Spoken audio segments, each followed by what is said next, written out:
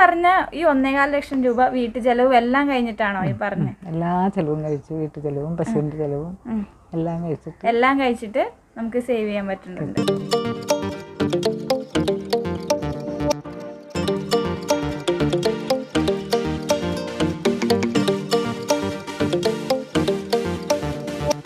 നമസ്കാരം, ഞാൻ സിനോബി. ഇടപ്പറമ്പി ഫാംസിന്റെ പുതിയൊരു അധ്യായത്തിലേക്ക് ഏവർക്കും സ്വാഗതം. ഇന്ന് നമ്മൾ നിൽക്കുന്ന അങ്കമാലിയിൽ കിടങ്ങൂരുള്ള ലളിത ചേച്ചിയുടെ വീട്ടിലാണ്. ഇവിടെ 6 കറവ പശുക്കളും അതിന്റെ കുട്ടികളുമാണുള്ളത്. ഇവിടുത്തെ പശു വളർത്തുന്ന പ്രത്യേകത, ഈ 6 പശുക്കളെ നോക്കി വളർത്തുന്നത് ലളിത ചേച്ചി ഒറ്റയ്ക്കാണ്. അപ്പോൾ ഇന്നത്തെ വീഡിയോയിലൂടെ നമ്മൾ കാണാൻ പോകുന്നത് ലളിത ചേച്ചിയുടെ പശു വളർത്തലാണ്. ഇനി നമുക്ക് വീഡിയോയിലേക്ക് പോകാം. ഇതാണ് നമ്മുടെ ലളിത ചേച്ചി. ചേച്ചി ഇടപ്പറമ്പി ഫാമിലേക്ക് സ്വാഗതം. അപ്പോൾ ലളിത ചേച്ചി എത്ര നാളായിട്ടാണ് ഈ ഒരു പശു വളർത്തൽ മേഖലയ്ക്ക് വന്നത്? ഒരു പശു വളർത്തിയിട്ട് കൊല്ലങ്ങളായി. അത് കഴിഞ്ഞ് പിന്നെ ഇപ്പം ഇങ്ങനെ തുടർന്ന് വളർത്തിയിട്ട് 40 വർഷം. 40 വർഷത്തോളമായി. എങ്ങനെയായിരുന്നു ഒരു പശു വളർത്തലിൻ്റെ ആരംഭഘട്ടം? എങ്ങനെയായിരുന്നു ചോദിച്ചാൽ, ചേച്ചി ഇവിടെ വന്നപ്പോ പശു ഉണ്ടായിരുന്നോ? ഇല്ലായിരുന്നു. ഇവിടെ വന്നതിന് ശേഷം ഒരു കുഞ്ഞിക്കിടാവിനെ വളർത്തി, ചെറിയൊരു കുഞ്ഞിക്കിടാവിനെ വാങ്ങി. ഓക്കെ. അങ്ങനെ വളർത്തി വലുതാക്കി അതിനെ കറന്നു കൊണ്ട് കിടന്ന് പിന്നെ ഓരോന്ന് വാങ്ങിച്ചു. ഇപ്പൊ 6 ഉണ്ട്. കുട്ടികളെ വളർത്തിയാണ് നമ്മള്? അല്ല, കുട്ടികളെ വലിയ പശുവിനെ നമ്മൾ വാങ്ങിച്ച്, കറവ പശുവിനെ വാങ്ങിച്ച് പശു വളർത്താൻ മുന്നോട്ട് പോകുന്നത്. ഇവിടെ ലളിത ചേച്ചി പശു ഫാം മുന്നോട്ട് കൊണ്ടുവന്ന രീതി, പാൽ കുറഞ്ഞ പശുക്കളെ മാറ്റി പാൽ കൂടിയ പശുക്കളെ പുറത്തുനിന്ന് വാങ്ങിയാണ്. ഇങ്ങനെ വാങ്ങുന്ന പശുക്കളെ സാധാരണ 6 പ്രസവം വരെ നിർത്തിയാണ് പതിവ്. എന്നാൽ 17 പ്രസവങ്ങൾ വരെ ഇവിടെ നിർത്തിയ ഒരു പശുവുമുണ്ട്. കൂടിയതിനെ നമ്മൾ മേടിക്കാൻ ചെല്ലണേ, പക്ഷെ അവര് കൂടുതലുണ്ടെന്ന് പറഞ്ഞു. പാല് കൂടുതലുള്ള പശുവിനെ വാങ്ങാൻ. ഓക്കെ. അപ്പൊ ഇവിടെ വരുമ്പോ 10 ഉണ്ടെന്ന് പറയുമ്പോ ചിലപ്പോ 7 ചിലപ്പോ 8 കിട്ടും, അത്രയൊക്കെ ഉള്ളൂ. അപ്പൊ ചേച്ചി ഏകദേശം എത്ര ലിറ്ററുള്ള പാലുള്ള പശുവിനെ വാങ്ങാറില്ല? ഇപ്പൊ 9, 9.5, 8. ഇവിടെ അവിടെ 10 ഉണ്ടെന്ന് പറഞ്ഞാൽ ഇവിടെ 7 കിട്ടുള്ളൂ അല്ലേ? പിന്നെ ഇവിടെ വന്ന് തീറ്റയൊക്കെ കൊടുത്ത് കൂടുതലൊക്കെ കൊടുത്ത് നമ്മൾ കുറച്ച് ദിവസം നിർത്തി കഴിയുമ്പോ ഒരു 9, 9.5 കിട്ടും. പിന്നെ ഏതിനത്തിന് ചേച്ചി അപ്പം വാങ്ങിക്കണേ?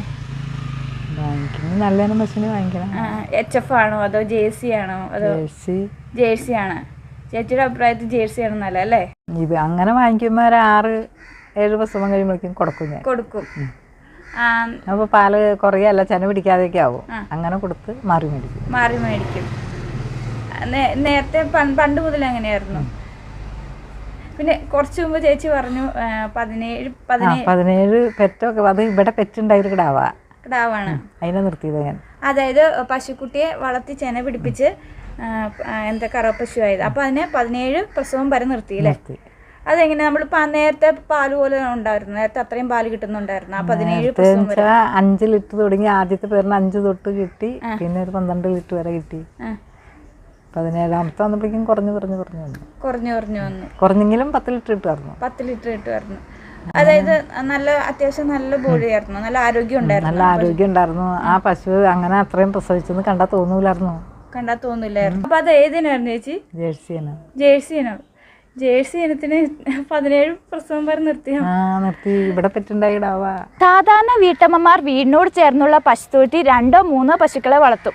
എന്നാൽ ഇവിടെ ലളിത ചേച്ചി 7 പശുക്കളെ വരെ വളർത്തിയിരുന്നു. ഈ പശുക്കളുടെ എല്ലാ കാര്യങ്ങളും ചെയ്യുന്നത് ലളിത ചേച്ചി ഒറ്റയ്ക്കാണ്. ഇങ്ങനെ ചെയ്യാൻ ചേച്ചിനെ സഹായിക്കുന്നത് വ്യക്തമായ പ്ലാനിങ് ആണ്. ഉച്ചയ്ക്ക് ഇപ്പൊ 1 മണിക്ക് തുടങ്ങിയ 2:30 ആവുന്നേരം കറവയും പാലെടുത്ത് വയ്ക്കലും തീരും. അത് കഴിഞ്ഞ് തീറ്റ കൊടുക്കാൻ നിൽക്കും. തീറ്റ കൊടുക്കൽ കഴിഞ്ഞ് കുളിപ്പിക്കലും തൊഴുത്തെഴുവലും. ചേച്ചി ഒറ്റയ്ക്കല്ലേ ചെയ്യണത്? അപ്പൊ എങ്ങനെയാണ് നമ്മള് പശുക്കളുടെ എത്ര മണിക്ക് ചേച്ചി എഴുന്നേക്കും? വെളുപ്പിന് 3 മണിക്ക് തൊഴുത്തിലേക്ക് ഇറങ്ങും. 3 മണിക്ക് എഴുന്നേക്കോ? 3 മണിക്ക് തൊഴുത്തിലിറങ്ങും. അടുക്കളയിൽ 2:30 മണിയാകുമ്പോഴേക്കും എനിക്കും അടുക്കളയിൽ കുറെ പണിയൊക്കെ തീർത്ത് 3 മണിയാകുമ്പോഴേക്കും തൊഴുത്തിലേക്ക് ഇറങ്ങും. അതിനുശേഷം കറവ കഴിഞ്ഞ് 4:30 ആകുമ്പോഴേക്കും കറന്നു. 7 പശുക്കൾ ചേച്ചി ഒറ്റയ്ക്കാണ് കറക്കണേ? അതെങ്ങനെയാ? ആ കറവയുടെ അഡ്ജസ്റ്റ്മെന്റ് എങ്ങനെയാണ്? ശരിക്കും പറഞ്ഞാൽ 7 എണ്ണത്തെ തന്നെ കറക്കാൻ തന്നെ ബുദ്ധിമുട്ടാണ്. പക്ഷെ എന്നാലും അത് ഇഷ്ടമാണ്. ഇഷ്ടം ഒരു താല്പര്യം കൊണ്ടാണല്ലേ? പിന്നെ നമുക്കൊരു അത്യാവശ്യം വരുമാനമായി അത്. പിന്നെ അതിന് ശേഷം തീറ്റ കൊടുക്കണം. അപ്പൊ അതിന്റെ ഒപ്പം കൊടുക്കുമോ നമ്മളെങ്ങനെയാണ്? തീറ്റ ഞാൻ കറവയൊക്കെ കഴിഞ്ഞ് പാലെടുത്തെങ്കിലൊക്കെ കഴിഞ്ഞ് തീറ്റ കൊടുക്കാൻ പോകും. ഒക്കെ 2-3 ഒപ്പം വെച്ച് കൊടുക്കും. അപ്പൊ തീറ്റ നേരത്തെ നമ്മൾ ഇട്ട് വെക്കൂല? അപ്പം എടുത്തുനിന്ന് വെച്ച് വെള്ളം ഒഴിച്ചു കൊടുക്കും.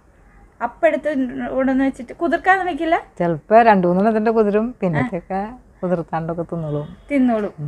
അതെങ്ങനെയാ? നമ്മൾ വെള്ളം പോലെയാണ് അത് പുട്ട് പോലെ കുഴച്ചിട്ടാണ്? വെള്ളം പോലെ കൊടുക്കും, കുറുകുറുന്നായിരിക്കും. അപ്പം അതിൻ്റെ ഇടയ്ക്ക് കറവയ്ക്ക് ശേഷം നമ്മൾ തീറ്റ കൊടുക്കും അല്ലേ? അതിൻ്റെ ഇടയ്ക്ക് കൂടി ചെയ്യൂലേ തീറ്റ? പിന്നെ അതിന് ശേഷം നമ്മൾ പാലൊക്കെ കൊടുക്കുന്നത് എപ്പോഴാണ്? പാല് ഞാൻ കറവ കഴിഞ്ഞൊന്ന് പാലൊക്കെ എടുത്ത് വെച്ച് കഴിഞ്ഞിട്ട് തീറ്റയ്ക്ക് പോകുള്ളൂ.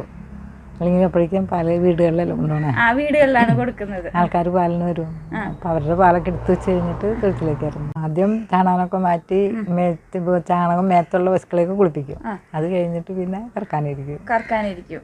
അതിനുശേഷം കറവ കഴിഞ്ഞ് കയറിപ്പോന്ന് പാലൊക്കെ എടുത്ത് വെച്ച് കഴിഞ്ഞ് പിന്നെ തൊഴുത്തിലെ ചാണകമൊക്കെ മാറ്റി പശുവിനെ തീറ്റയൊക്കെ കൊടുത്തിട്ട് കുളിപ്പിച്ച് പുറത്തൊക്കെ കെട്ടും. 1 മണിക്കൂർ പുറത്ത് കെട്ടും. 1 മണിക്കൂർ പുറത്ത്.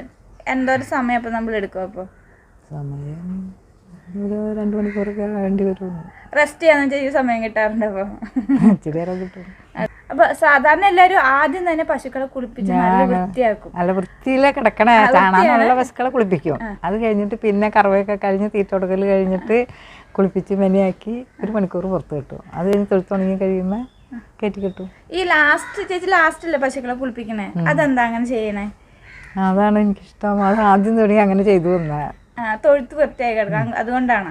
ലളിത ചേച്ചി വെളുപ്പിന് 2:30-ക്കാണ് എഴുന്നേൽക്കുന്നത്. വെളുപ്പിന് 3 മണിക്ക് തന്റെ പശുത്തൊഴുത്തിലെ പണികൾ ആരംഭിക്കുന്ന ലളിത ചേച്ചിക്ക് പശുക്കളുടെ കാര്യത്തിൽ കൃത്യനിഷ്ഠയുണ്ട്. 1 തൊട്ട് പിന്നെ 2, 3, 4, 5 പിന്നെ 7 വരെയായി അങ്ങനെ അങ്ങോട്ട് കൊണ്ടുവരുന്നു. 2 ഒറ്റയ്ക്ക് ഒരു വീട്ടമ്മയ്ക്ക് ഈ പശു വളർത്തൽ മുന്നോട്ട് കൊണ്ടുപോകാൻ സാധിക്കുമോ? അതോ കഴിവുള്ളവർക്ക് സാധിക്കും.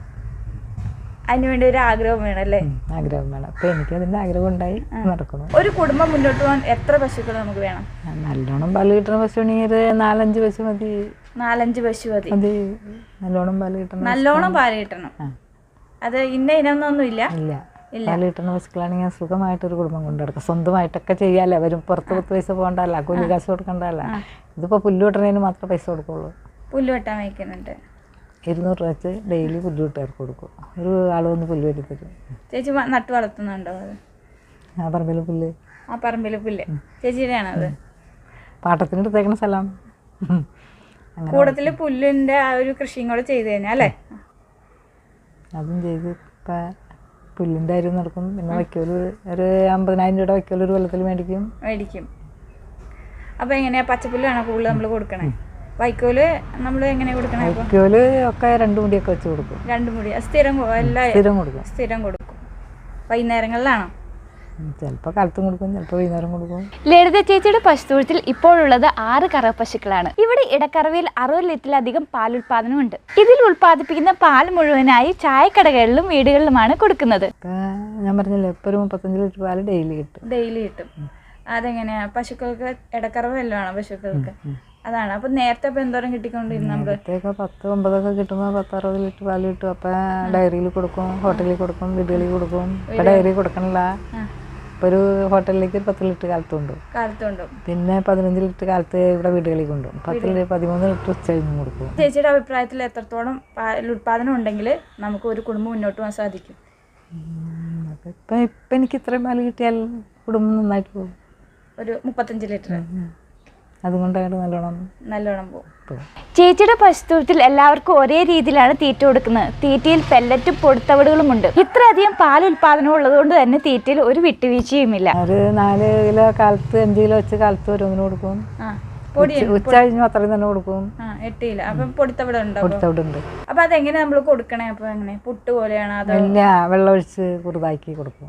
അത് കഴിഞ്ഞിട്ട് പിന്നെ വെള്ളം കുറേ കൊടുക്കും. അപ്പൊ ഈ തീറ്റയ്ക്ക് വില കൂടിയ സാഹചര്യത്തിൽ അപ്പോഴും ഇങ്ങനെ തന്നെയാണ് കൊടുക്കും. തുടർന്നുള്ള തീറ്റ അതേപോലെ എങ്ങനെ കൊടുക്കണം അതുപോലെ തന്നെ കൊടുക്കും. അപ്പം പാലുള്ളതിന് കൂടുതൽ കുറവ് അങ്ങനെയൊന്നും ഇല്ല, ഒരേപോലെ കൊടുക്കും. എല്ലാത്തിനും ഒരുപോലെ. പാല് കുറഞ്ഞാലും ആ സെയിം തീറ്റ അല്ലേ? കറവ നിർത്തണ വരെ കൊടുക്കും. സാധാരണ ചിലർ ചെയ്യണത് പാല് കൂടുതലുള്ള പശുക്കൾക്ക് കൂടുതൽ തീറ്റ, കുറഞ്ഞു കഴിയുമ്പോൾ അതിന് കുറച്ച് കൊടുക്കും. ഞാൻ ഒരേപോലെ കൊടുക്കാണ്. ക്ഷീര കർഷകർക്ക് വേനൽക്കാലത്തുള്ള അധിക വരുമാനമാണ് ഉണക്ക ചാണകത്തിന്റെ വിൽപ്പന. ലളിത ചേച്ചി ഇവിടെ ഉണക്ക ചാണകം ചാക്കിന് 200 രൂപയ്ക്കാണ് വിൽക്കുന്നത്. അതിപ്പോ ഒരു ചാക്ക് നിറച്ചാൽ ഒരു ചാക്കിന് 200 രൂപ വെച്ച് തരും. 200 രൂപ വെച്ച് കൊടുക്കും. അതായത് ഇവിടെ വന്ന് വാങ്ങിക്കൊണ്ടു കൊണ്ടുപോയി കൊണ്ടുപോയി ഒന്നും കൊടുക്കണ്ട, എല്ലാവരും വരും. ആവശ്യക്കാർ വന്നുകൊണ്ട്. കേരളത്തിൽ പശു വളർത്തുന്നത് നഷ്ടമാണെന്ന് പലരും പറയുമ്പോൾ ലളിത ചേച്ചിയെ പോലുള്ള ക്ഷീര കർഷകർക്ക് ഇത് ലാഭകരമായ ബിസിനസ്സാണ്. അതായത് പശു നല്ലതാണ്. അതെന്താ ചേച്ചി അങ്ങനെ പറയാൻ കാരണം? പക്ഷേ എനിക്കതിനോട് താല്പര്യമുള്ളതുകൊണ്ട്.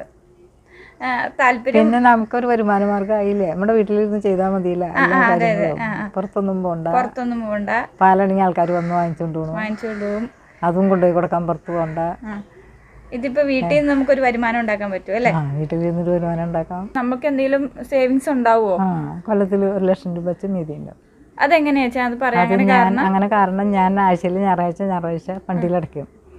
അപ്പൊ ഒരു കൊല്ലത്തുമ്പോ ഫണ്ട് തീരുമ്പോ ഒരു 1.25 ലക്ഷം രൂപ നമ്മുടെ കയ്യിൽ വരും. 1.25 ലക്ഷം രൂപ നമ്മുടെ കയ്യിൽ വരും. പിന്നെയും വീണ്ടും അത് തീരുമ്പോ വീണ്ടും അത്രയും പൈസ വെച്ച് അടയ്ക്കും. അങ്ങനെ കൊല്ലത്തിൽ ഈ പറഞ്ഞ ഈ 1.25 ലക്ഷം രൂപ വീട്ടു ചെലവും എല്ലാം കഴിഞ്ഞിട്ടാണോ ഈ പറഞ്ഞ? എല്ലാ ചെലവും കഴിച്ചു. വീട്ടു ചെലവും പശുവിന്റെ ചെലവും എല്ലാം കഴിച്ചിട്ട് നമുക്ക് സേവ് ചെയ്യാൻ പറ്റുന്നുണ്ട്. ഇതിപ്പോ നമ്മൾക്ക് വയ്യാണ്ടായാലും ഈ ഒരു പൈസ ഉണ്ടെങ്കിൽ നമുക്ക് അതുകൊണ്ട് ജീവിക്കാം. അപ്പൊ പശു വളർത്തുന്ന അങ്ങനെ ഒരു ഗുണമുണ്ടല്ലേ ചേച്ചി? അപ്പൊ പശു നല്ലതല്ലേ?